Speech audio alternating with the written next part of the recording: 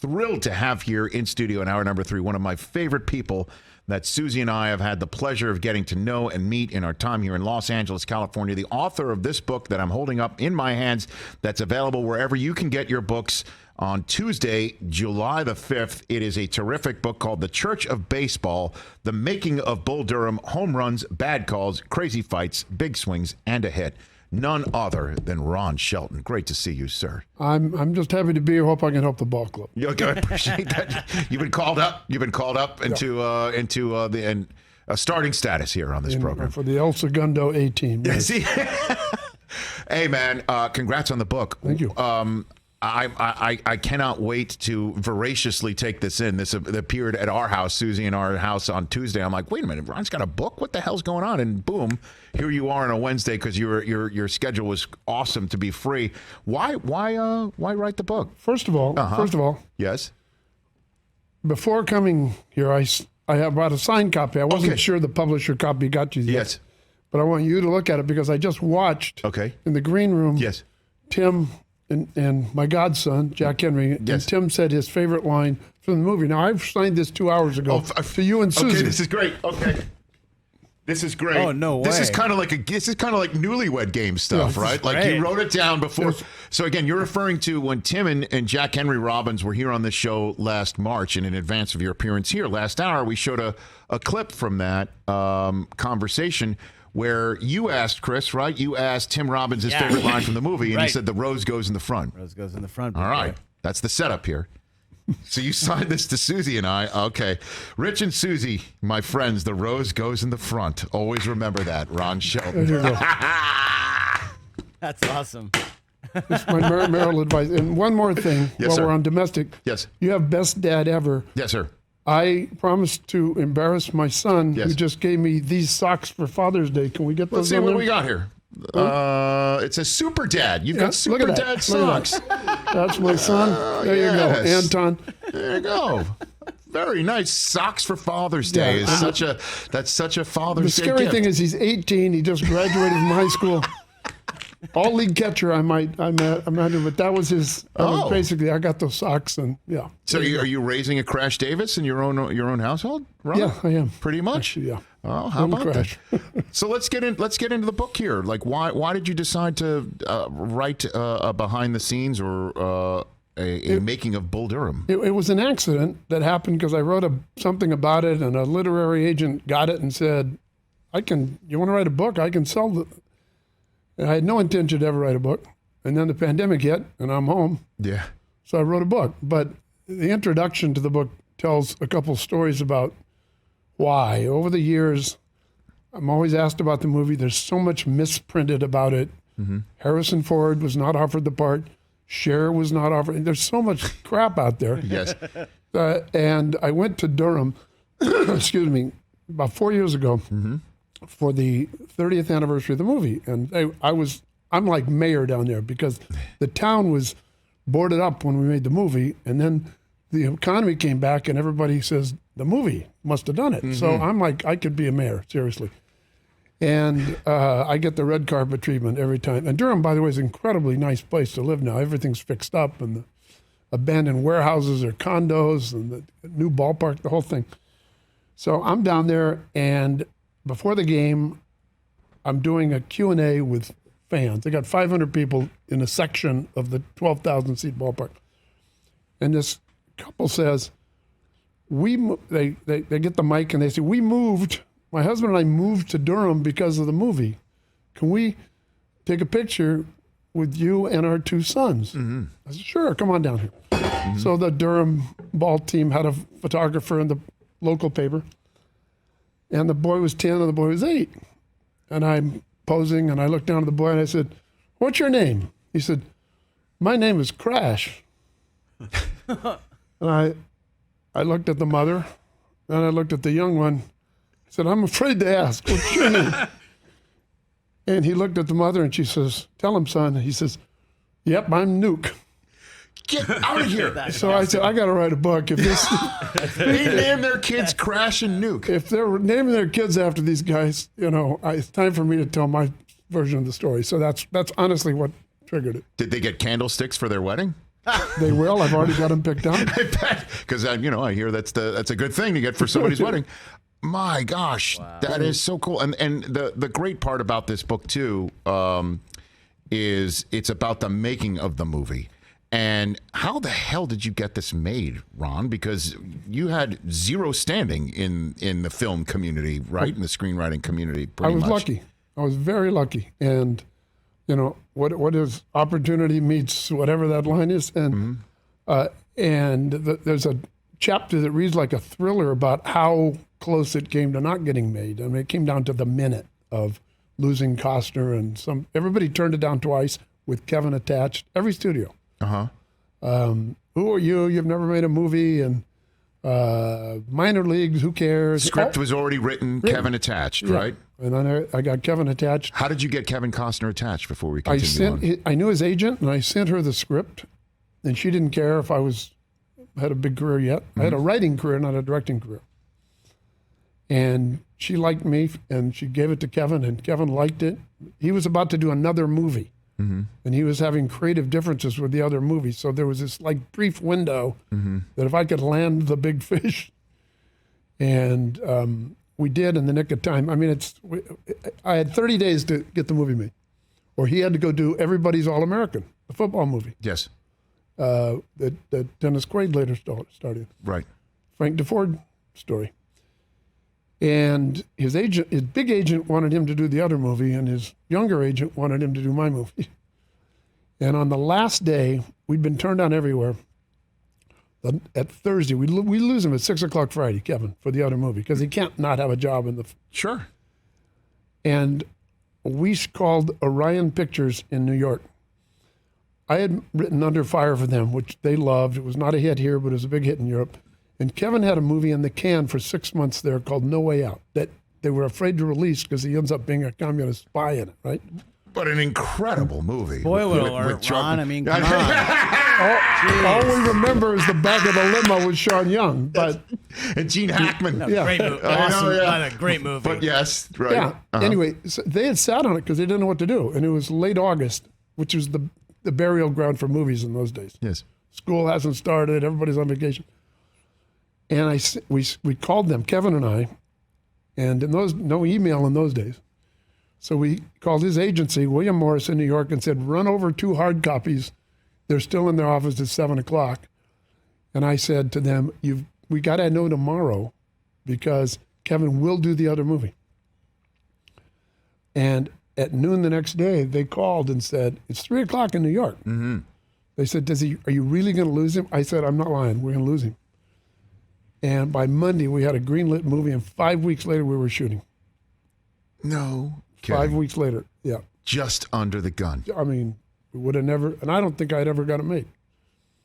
So. And then between that, I've got Ron Shelton here on the Rich Eisen Show, his new book. We're just getting just a slice of the stories, a small little sliver of stories in the making of Bull Durham, the Church of Baseball, the making of Bull Durham, new book that you can start getting on July 5th, where all books are required. So what about the rest of the cast? I know you told this story before on this show, but we might as well tell it again here, how Susan Sarandon was not a shoo-in either. We like the movie. In the book, I talk about something called The List with a capital L. Right. Every studio, network, streaming company has a list of actors and actresses that are acceptable for financing purposes at any given moment. But the list keeps changing. Names come off it and on it. So you're trying to cast the movie from people that are on the list in the lead parts. The secondary parts don't matter. And she wasn't on the list. And we didn't know why. And so other women were on the list and then off the list. It was a nightmare. And her agent kept calling. And I kept saying, she's not right for the part. Well, I knew she was right for the part, but I can't tell the truth that she's not on the list because that's giving away company secrets. And then the studio head starts screaming at me. Right. And I haven't even started my career yet. So finally, the agent says, she's living in Italy with her 2-year-old, and she's going to fly on her own dime from Italy to L.A. Will you see her? And I said, yes, I'll see her if she flies. I mean, I can't not see her. Right. So I said, Kevin, be here in the office out of respect.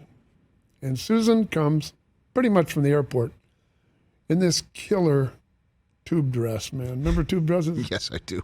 It has horizontal red and white stripes. And, Susan can stop traffic. Yes. And she comes in boldly, and she doesn't look like she got off a 14-hour flight, Right. I guarantee you. I think her kid and the nanny were in the car together out in the parking lot. Sure. And she comes in, she just owns the room. She just pushes Kevin around and charms him and, charms everybody, and she leaves. And so we're all sitting around. It's late in the day on a Friday, I think. And we said, well, she was great, but she's not on the list. What are we going to do? Well, what we do is what I always do. I pour a drink, to slow the mind. And about an hour later, I get a call from Mike McAvoy, who ran the studio. Yes. And he said, I was looking at the list here. He didn't know we just met her. And Susan Sarandon, I saw her a couple of weeks ago at an event, and she's looking great, so let's put her on the list. And we knew that he didn't see her 2 weeks ago. She was in Italy 2 weeks ago. What she did was she went straight from the meeting to Orion Pictures, started working her way up and down the hallway till she found McAvoy's office and dazzled all the men in the hallway, left for the airport to fly back to Italy, and he put her on the list because of that red and white tube dress, I guarantee you. And that's how Annie was born and into your she film. gets to Italy and gets a call that she's been hired, because I hired her immediately. And And so then she has to fly from Italy to Durham. So did she love the script too? Is that what happened? Yeah. I mean, you had her at hello with the script and everything else. She knew the script. I mean, she didn't carry it around. She auditioned like ready to shoot. And how did Tim Robbins get attached to this? Because again, your godson is Jack Henry, and that was the funny thing when he was here on studio. Is like, this is the movie that created me, because this is where his parents met. So how did Tim? That Robbins was the get hardest part to cast, because some of the athletic guys were like young versions of Kevin, and you couldn't have a 20-year-old version of Kevin when you had the 36-year-old version of Kevin. Right. Why would she go with the younger version? So you had to have somebody very different, and he came in. He was 6'4" or 5". He's a big guy, and he was youthful and ebullient, and he was 30 playing 19. He had such a boyish face, and he was just so different than Kevin that I put them in a room together, and I thought that's great chemistry, because they're so different that chemistry in movies. The book talks about this, has to be two people are completely different. You can't put. I mean, that's why Bogart would work with Paul Honreid. He wouldn't work with another tough guy. Nicholson doesn't work with another tough guy. He works with somebody different. So anyway, I was very lucky to find him. And he also, I thought he had never made a movie. He had made one, and they didn't tell me about it, called Howard the Duck, which was the bigged bomb in history. I know, right? He was the lead in it, but he didn't tell me, and the agents didn't tell me. So For good reason, though, right? Yeah, after I hired him, somebody said, "You hired the lead in Howard the Duck?" I said, "You're kidding me." So, but he was great. Of course he was. Ron Shelton here on the Rich Eisen Show. Before we take a break, I just want to ask this question. You must have some terrific insight on it. I have some idea of it, but I'd love to hear from you. Costner is in Bull Durham. Costner is in Tin Cup, which we're going to talk about a little bit in the next segment as well. Costner in Field of Dreams. Costner made his own sports movie as well in For Love of the Game. And he was terrific in Draft Day, when I thought we would never see him in another sports movie again. And it was just one of those moments at the end of that movie where he just dominated the scene, and you made you love sports and love the moment. Why do you think he's so perfect for those moments in these movies, Ron Shelton? I think he's a great fit for me, because we both came out of working families. We didn't grow up with he was from Ventura, I'm from Santa Barbara, but we didn't have a silver spoon in our mouth, and we had working parents, and and we were high school athletes and junior high athletes, and in my case, a college and beyond athletes. So we both came out of not totally dissimilar backgrounds, and kind of had to claw our way into the business. I used to knock on doors and leave scripts and pass them out like a homeless guy in the street. Read my script. Here's my number. And so I think he's a hard worker, and I'm a hard worker, and we both really respect how difficult sports is at a high level or at any level. And a lot of people who are just fans don't get, this is a tough way to make a living, and I think movie making is very athletic. It's preparation, and then action. the whistle blows, the ball is kicked off, the ball is tipped, the first pitch of the game, and suddenly all that preparation becomes instinctive and intuitive, not rational anymore. And so making a movie is very similar to playing a game. What about a relatability factor, though, too, right? I mean, like you've got to, it's not just believing him as an athlete.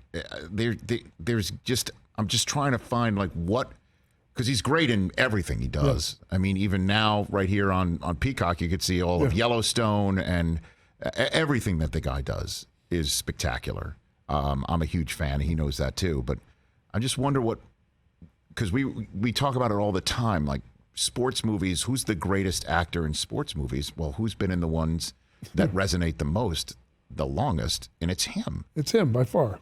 It's not even close. Correct? Yeah, not even close. I played pickup basketball with him. He's a good basketball player.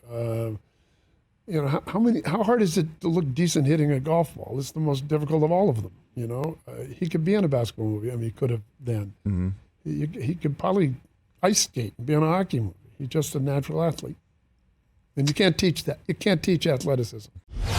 You know how sometimes, Ron Shelton, that you need verification of an autograph on an item or something like that? So that's why I like to do this on live television, that we don't need to verify. Here, if you wouldn't mind. That's a Bull Durham Bulls hat. You may sign wherever you wish, but that's Tim Robbins, number 37, already having signed it right there. I'll go right underneath him. There you go. So cool. You're Jack Henry's authenticated. They're authenticated. You're his son's godfather. You're the godfather. You're the godfather. The godfather, yes. You're the godfather. Yeah. Thank you. There you go. Very good. There it is, everybody. So when Costner comes in here next, gotta get Costner back. We'll get Susan Sarandon in here too at some point. I don't know. That might be a long shot. She's probably not in America. You don't think so? Well, at any rate, there you go. So. I mean, she wants like a ping pong thing in New York, I thought. Is that right? Oh, like she was in New York or something. Oh, in New York. Okay. I love this, man. Just amazing. So, in this book, in the headline, it says "crazy fights." What's the crazy fight? Can you reveal what the crazy fight is? Well, most movies are a war to get made, as you know, and I tell all the war stories that I can without being sued in this book. Okay. Mostly because they're, I think, instructive about how much willfulness is involved in getting something to the finish line. Yes. And keeping the quality of it. And this was just fight after fight after fight, and some of them were very bloody. With management, you're talking about? Yeah. Budget? Script? All of it? Name it. Really? Name it. Because isn't the budget already hammered out before you even step foot in Durham? Read the book. You'll enjoy the book. But I will do that. There are fights about things that shouldn't be fights because somebody in management thinks something's wrong that isn't, and suddenly, it's we all know that when management doesn't get what labor does. So what is the one thing that you lived as a baseball player that made it verbatim into this film? Are there multiple items? Yeah. I tell us a lot of the first couple of chapters are growing up and how baseball and sort of the church, the Baptist church, all fit, and how, the story of where the church started fading out. Mm-hmm. Let me tell you, that story's in here, but it's a great story. So it was in 1957. We never missed church. Good Baptist family with Texas roots to the Bakersfield. That's my dad. Mm-hmm. West Texas to the oil fields of Bakersfield to Santa Barbara, which is as far as you can get from Bakersfield, West Texas. Sure. And our local hero was Eddie Matthews because he went to Santa Barbara High School. Every little boy wanted to be Eddie Matthews. I wanted to be Eddie Matthews. Mm-hmm.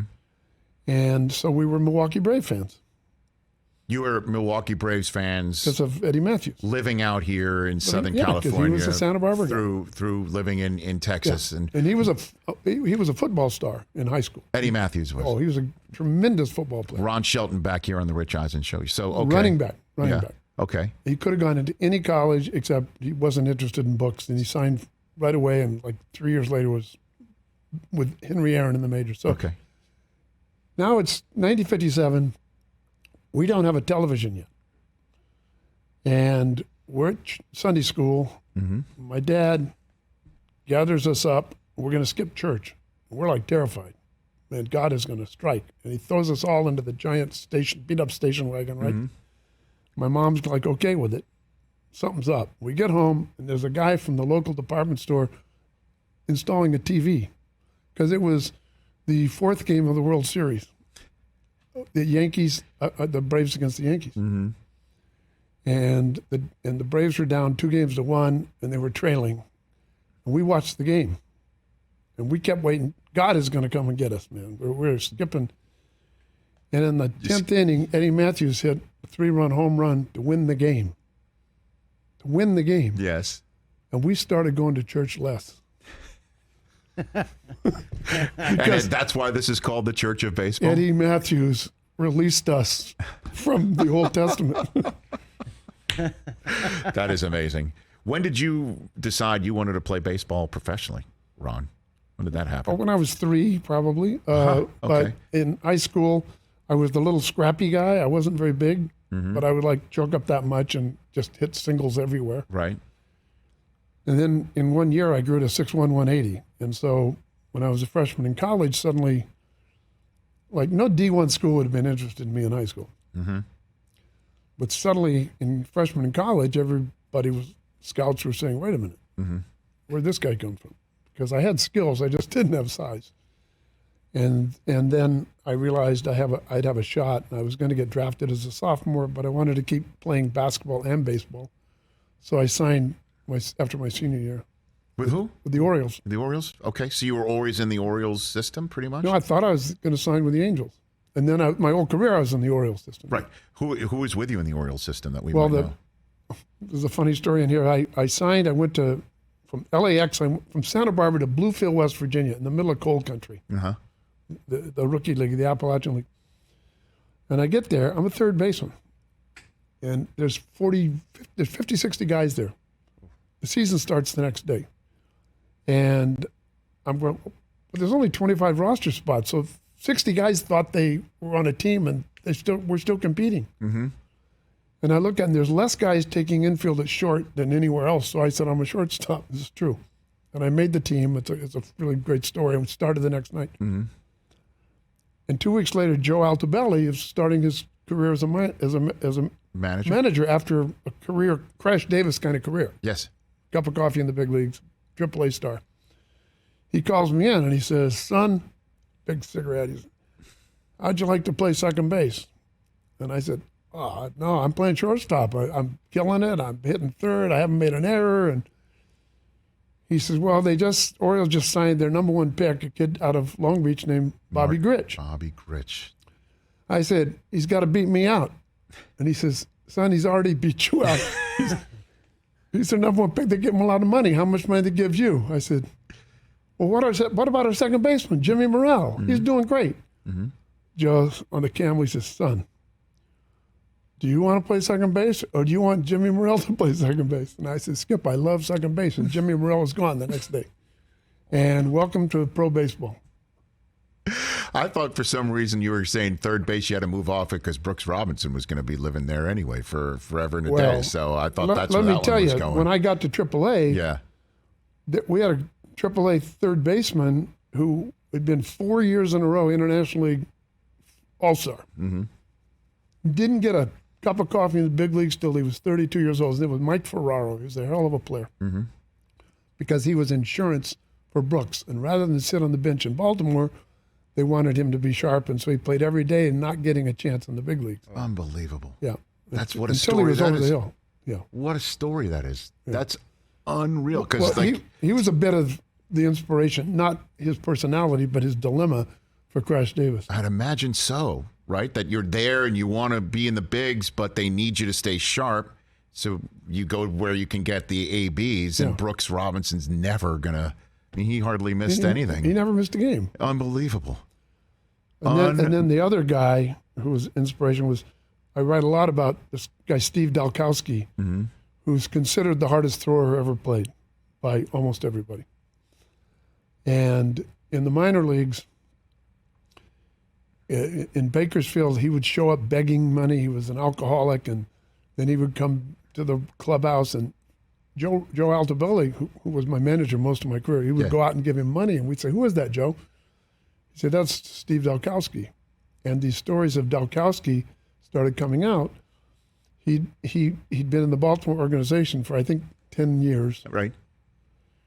His career was 13 strikeouts, 13 walks a game. He had one game was 20 strikeouts, 20 walks. And, Come on. Oh, yeah. No, he's like through 300, 400 pitches a game. He was a little lefty. And, I mean, the legends are, I write about him Sure. in the thing.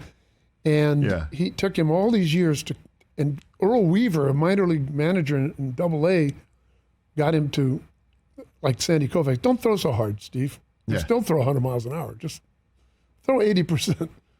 And so he had this great year in Triple-A, and he made the major league roster after 12 years, and he hurt his arm in spring training fielding a bunt. Come on. Fielding a bunt. So he gets to Triple-A, and he was an alcoholic, too. Dalco. Died in COVID, sadly, in a rest home. So Dalco gets to Triple-A after all these years in the minors. Yeah.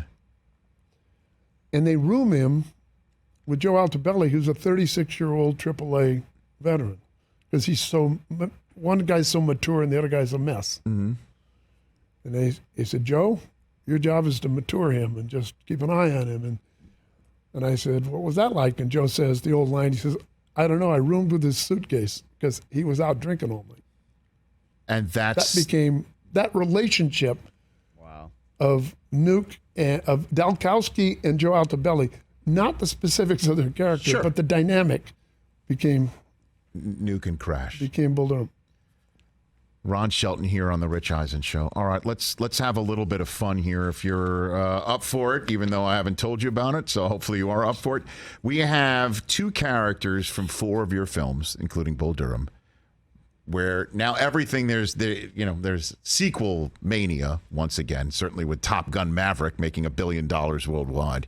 I'm wondering if I'll give you 2 characters. You tell me where you think they are today, off the top of your head, Ron Shelton. Yep. Okay, we're going to start with from the film Bull Durham, as we've just discussed. Where is Crash Davis today? Would you think?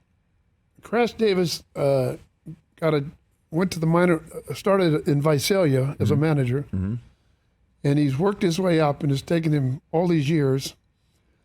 And Durham is now a AAA town. So he's worked his way up to Durham, which used to be a gateway to oblivion, and now it's possibly the gateway to the big leagues.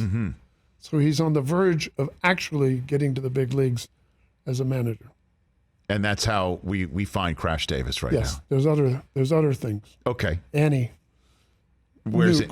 Is Annie still with her right now? Well, it didn't work out. I outlined in the afterword of the book the outline for the sequel I once had that didn't happen. Okay. Everybody's too old now, but yeah, after it didn't work because she's not going to travel around being the supportive wife of Snitker's wife or whatever, and I love Brian Snitker. But, by the way, that's a great that sounds like a rejected Neil Simon movie, right? The Snitker's wife. Snitker's wife. All right. Well, she's an angel. All those wives are angels. Sure. Right. Yeah. I mean, Andy Reid's wife. Jesus, what they. Right. So, and I love Snitker and I love Andy Reid, so I can use their wives. Sure.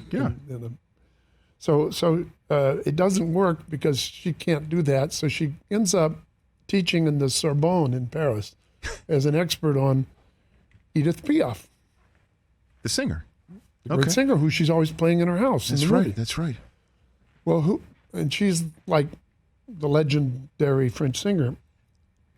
But who is Susan really an expert on about Piaf's life?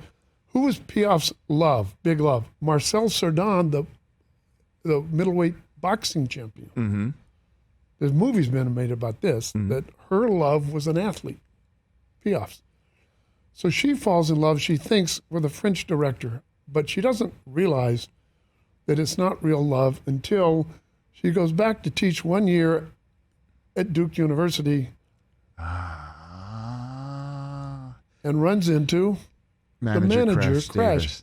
So where has Nuke been? Yes, that's the next one. Yes. Nuke's been in Venezuela working on a knuckleball. And he hasn't even noticed that the country's gone to hell.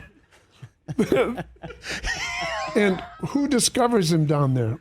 Well, Robert Wool never gets to the big leagues as pitching coach, Larry Hockett. he ends up being a scout, which is the worst job in the world. And he ends up in Latin America, where at least you find great players, in Venezuela, but there's no economy, so he's living in his car. And he discovers Nuke with a pretty good Jim Bouton, knuckleball, and they're reunited. And he calls the big club and says, look, there's always room for a knuckleball. Believe me, this guy, first round draft pick. So where does he go? Goes to Durham. And they're all reunited.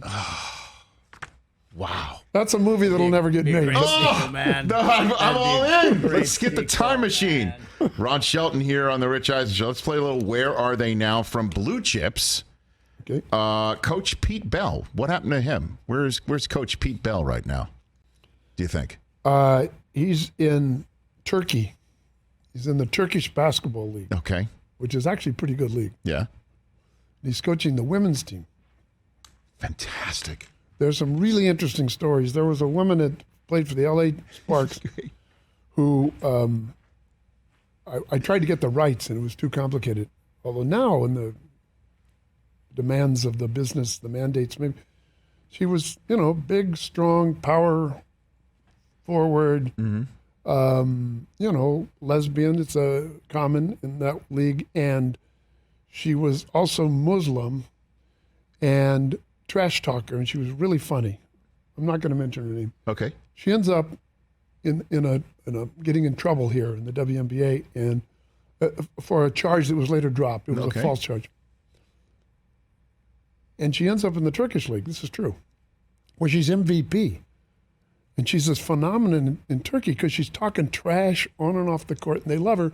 And the WNBA forgives her. They realize the charge was false, and she has a chance to come back.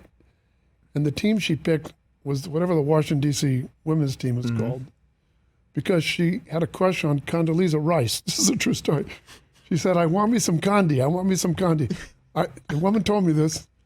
I said, this is a movie, man. I can do this, but I couldn't get anybody interested. So you would weave Coach Pete Bell into this? He would be coaching her. Okay. And then the other character from Blue Chips are wondering about where's Happy KUYKENDAHL today? Where's the booster today, do you think? Name a university. Well, let's see. We have an idea. Western University. He runs the Western University NIL program, right? Yes. Oh, yeah. Do I think? Yeah. Name, image, and likeness? Yep. It's because now Happy's world is he's codified. He's the new Sonny Vaccaro, Don't you think? Yeah. He's made it. He's like the guy. Who's the guy I wrote a script about him that'll never get made? The Balco Lab. Victor Conti. Victor Conti. I parked outside Victor Conti's house and waiting for him to come out and pin him down. He was the guy selling all the drugs to everybody. Yeah, right. And it was busted big by the paper, and the great book called Game of Shadows came out. Of course, I remember that, yeah. Great book. We optioned that, too. And Conti, who's the biggest drug dealer ever, is now leading the anti-drug charge, working with the WADA and the all that. It's like, he's wait seen a the minute, light. you were Cream in the clear. you were Pablo Escobar, and now you're the DEA. How did this happen? So Happy's working for Victor Conti? Yeah. So it's That's pretty... right. All right, next up, where are they now? Ron Shelton. This is just off the top of your head. Ron has no idea this is still coming. Where is Billy Hoyle today, do you think? Ron Shelton. It's like we're workshopping. We're in the writer's room right now. Billy's sad. I think Billy never escapes. He's working. The best he can do is work for Caltrans with an orange vest, leaning on a broom by the side of the road. That would be good for Billy. That's where Billy Hoyle That is would today. be the best. But probably he's working in a rec center somewhere, sweeping the floor and trying to play horse games with young kids. I don't think, at least I think he was doomed. No kidding. Yeah. Wow. Does that bum you out, Chris? Kind of. I mean, you could kind of see that by the end of the movie, that Billy is just kind of trapped in a world that by his own doing he can't get out of. And it does make sense, even though you want what's best for him, because he's a very likable guy. I'm going to go off the road here. How'd you get Marcus Johnson for that movie? How'd you get him? Marcus auditioned, and I love him from when he was a great high school player at Crenshaw High to UCLA. He auditioned. He read for the role? Yeah. Marcus Johnson? Yeah. And Did you know he was coming in? Like Marcus Johnson was coming in to read for the role? well, I saw who was coming in, and I said, "This is Marcus Johnson." Was he the only NBA player that came in to read for that role? Do you remember? Yeah. Recall? Okay. Yeah. But he was Marcus, a great guy, by the way. Really, Yeah. really great guy. And people forget what a dominant player he was till he hurt his neck. He got hit in a car accident. But Yeah. he was like all pro his first 6 or 7 years, and the Wooden Award winner. I mean, He was very believable in this role that he was going to go get his gun. great guy. That's for sure. Don't go to the glove box. Where is, and then the next one, where is Gloria Clemente today? Where do you think Gloria is today? She's gigantic. She's gigantic because she is made for this world of social media, and I mean, she would be all these women and men who have giant careers, and you don't know what they do. Well, she actually does stuff. So she would be dwarfing the Kardashians right now. Yeah. She'd be the all-time Jeopardy champ right now? Ken What do you think? Jennings. Like, she'd be Like Ken Ken Jennings? Would she be like... I doubt. Okay. But She'd be guest hosting she would have Jeopardy? leveraged her appearance. No doubt about that. Last one for you. Where is Roy McAvoy today from Tin Cup? Where do you think Roy is today? He's on the Live Tour. Hold on a second. Roy would never join the Live Tour. You think he would join the Live Tour? I hope not, because I loathe the Live Tour. Because that was our choice for just where wait 1 David second. Sims is today. We'll give you one here. Sims is, yeah, you're right. Sims is on the Live Tour, and he's probably on the board with Patrick Reed and all those guys. Greg Norman. We think that he would be the guy who stalks the players on the PGA Tour to call them up on behalf of You're right. Greg Norman to say you should come. Like You're he's right. that's what David Sims is doing today. McElroy Right? has too much soul. He just he's playing on some satellite tour somewhere, senior satellite tour. But yeah, the Live Tour. Don't get me started. I mean, you made your choice. Fine. Let me pose this. You Sure. didn't ask the question, but Go for it. people who say, well, the U.S. government does business with governments have a job of self-preservation of nations. This is different. What if I said, if you defend the Live Tour, blood money and all, I said, okay, what if Kim Jong-un starts a tour in North Korea, backed by Chinese money, and he doubles the Live Tour money?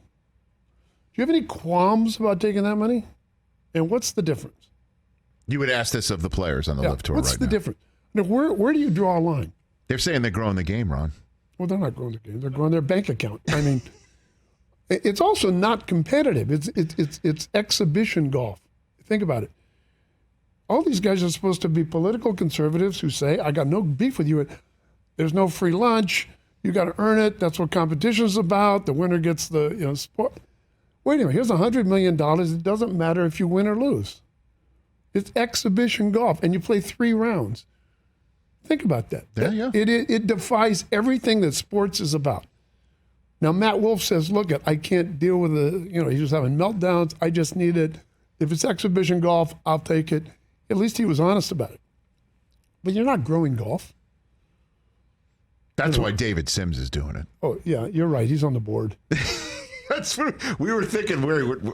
But Roy, does Roy ever make it back to a major? What do you think? Well, he did in my in the sequel that we tried to get Warner's to make, and then Warner's was changing heads of studio, and the sequel was going to be called Cup at the Q, and he goes to Q school. Oh man. And we couldn't sell that on. So then I wrote with John Norville, who wrote Tin Cup with me. Yeah. Played at Stanford, really good player and writer. We wrote a movie called Q School. Just forget it.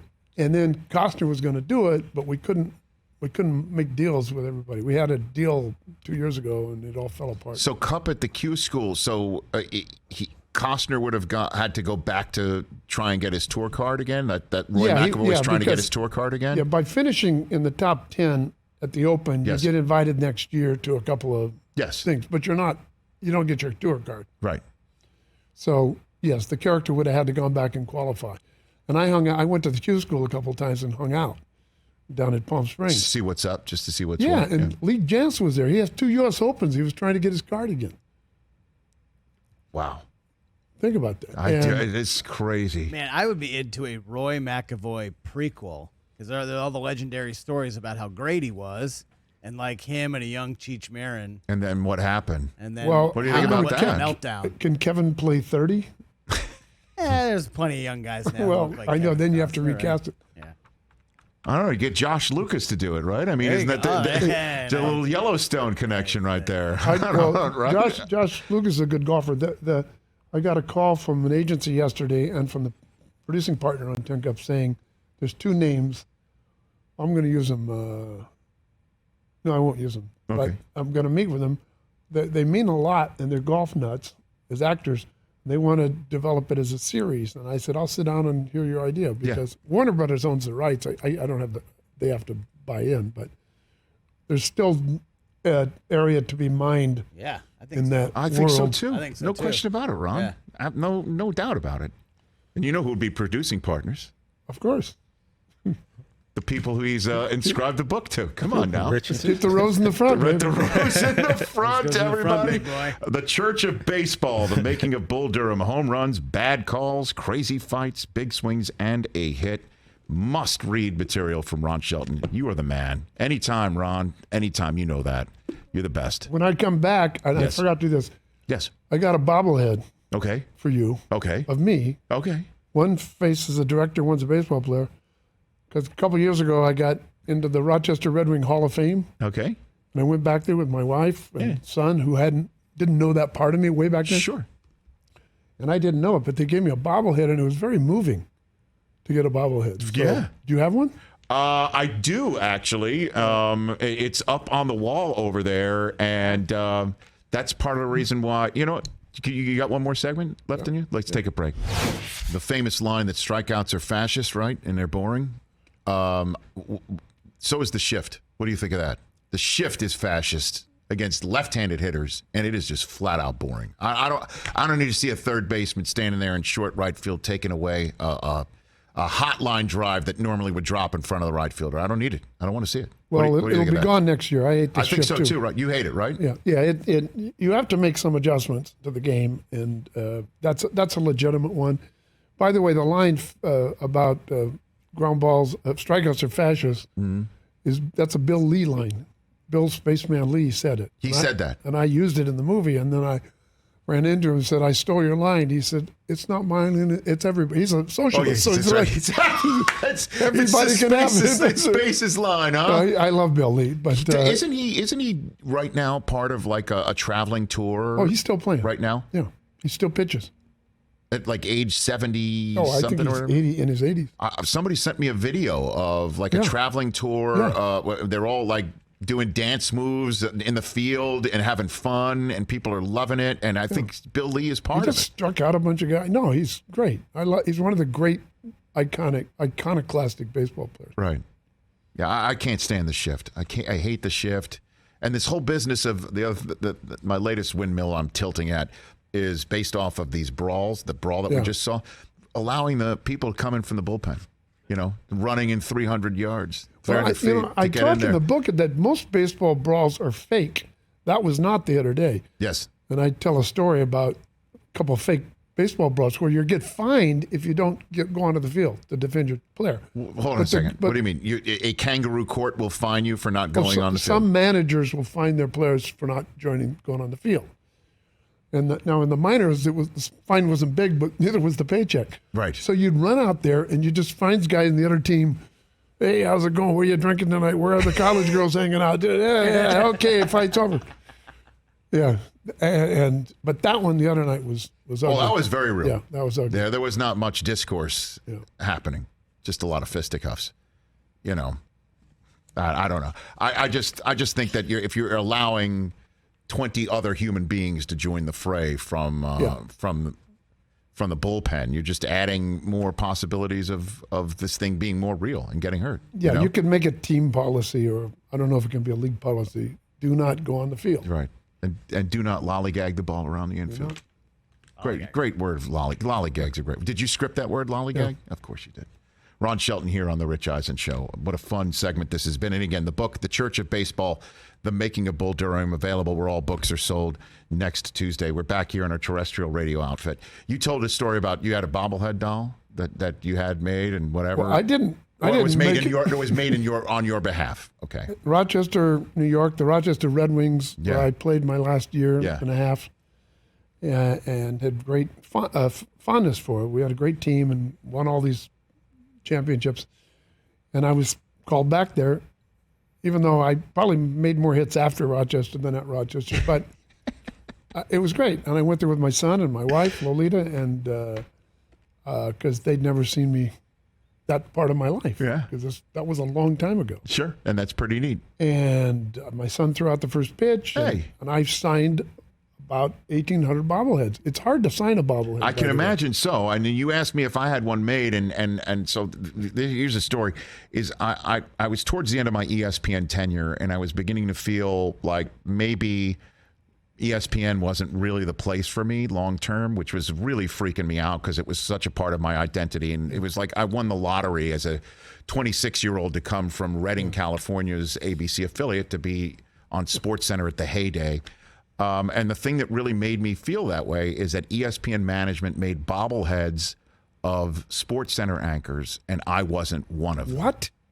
And so, so I thought to myself, you know, writing's on the wall. Well, writing's on the wall. How petty is it of me to go into management to complain? Why don't you make a bobblehead of me? Like, there's no win there, except I just internalized it as just, you know, having that writing on the wall. So when I was hired at NFL Network, and I reached out to during the difficulty of my negotiations to him as just to ask him for advice, was Steve Bornstein, who was the former president of ESPN and then had moved to NFL Network, and he wound up hiring me a second time, which shows just how smart of an executive he really is. I told him at the time, I'm like, I'm not feeling it at ESPN right now. And he said, why? And I told him that story, and I had no idea. I think I thought like he's going to look at me like I'm crazy. I had no idea that he had remembered it. And when I got hired at NFL Network, he made these bobbleheads of me holding up a number 1 jersey because I was his first round draft choice of NFL Network. There's only like 6 of these. And he gave me a note saying, you know, you're bobblehead worthy to me, which is like, I get emotional just even seeing this crazy thing here. I get it. And that's really smart management by Bornstein too. Yeah. Because, you know, I think somewhere in the book it says, give a movie star $1 million or give him $100,000 in his own parking space. He'll take the parking space and $100,000. I hear you. And this thing is also too, it just reminds me of the time I had hair. You know, if you bobble the hair, it doesn't come out, Ron. You know, it's one of those things. At any rate, just, you know, wanted to tell that story since you asked. Thanks for coming on, man. Greatly appreciate it. Congrats on this book. Are you going to go on a tour of any sort like that or what? I do a bunch of stuff starting Tuesday in L.A., and then I go to New York the 25th of July. Okay. For a week of stuff, and then I go to Durham for 3 days. So you're going to sign? You're going to sign books and things like that? Yeah, and they do a film forum screening, and I do book signings all over the place, and then a lot of interviews. And then Durham, which I requested for 3 days, which is my favorite part of it. I love that. That is so great. They just love everything about this movie there, and I know anytime we talk about it, I see the Durham Bulls retweet it, and they just go crazy for it. Is there like a website that people can find out when you're coming into town or anything like that? I don't know. I have no social media, including websites. Nothing. You got nothing? Zero. You're old school when it comes to that. Old school. I don't have time for that. I love that. Thank you for coming on this show, Ron. Congratulations. The Church of Baseball, again, where all books are acquired, starting July 5th, day after our nation's birthday, the making of Bull Durham, home runs, bad calls, crazy fights, big swings, and a hit. You got a good 90-second story you want to tell? What do you got about? I mean, what do you want to ask? You want to ask something, Chris? What how's your own golf game? My own golf game is suffering right now. One time I could play okay. I mean, I'm a baseball player turned golfer. Yeah. I think I was a 4. Legit. Now I'm not even. Now I'm a 10 probably. But the end of Tin Cup though, that's based on a Gary McCord thing, right? He did that once, but he didn't make it. He got a 13. Is that what I've read? Yeah, but I wrote it before I met McCord. And then McCord told me the hitting the pelican was a McCord story. Okay. And then he had in the Texas Open, he kept dropping, and he made a 12 or something on a hole where he refused to take the drop that he was allowed. Ron, with the rise of street ball and things of that nature, any chance we could ever see a White Man Can't Jump Part 2? White Men Can't Jump remake is being shot right now without my involvement, permission, or remuneration. Oh, really? I will say nothing more than that. Oh. That's what we call a hard out on this Yes, program. sir. All right. Damn. I did not know that. All right. Any other questions, TJ? I guess I stepped in at that time, you know. We can go back to the question I asked during the break. No. It's a great story. No question about it. Get the end Some of it. stories, Story. and sometimes you got to want them leaving more, right? Leaving more. You don't give them everything. And don't change the ending to Casablanca. What was the ending of Casablanca? Well, if Humphrey Bogart walks away with Ingrid Bergman at the end of Casablanca, you don't even remember the movie. Right. It's just another war movie. It's better than walk off with Claude Rains and say it's the beginning of a beautiful Walks off friendship. with Paul Conrad, not Claude Rains. But Okay, yes. Oh, that's right. My bad. Well, good to see you, Ron. Great finish, everybody. Everybody buy Ron's book. See you on Thursday.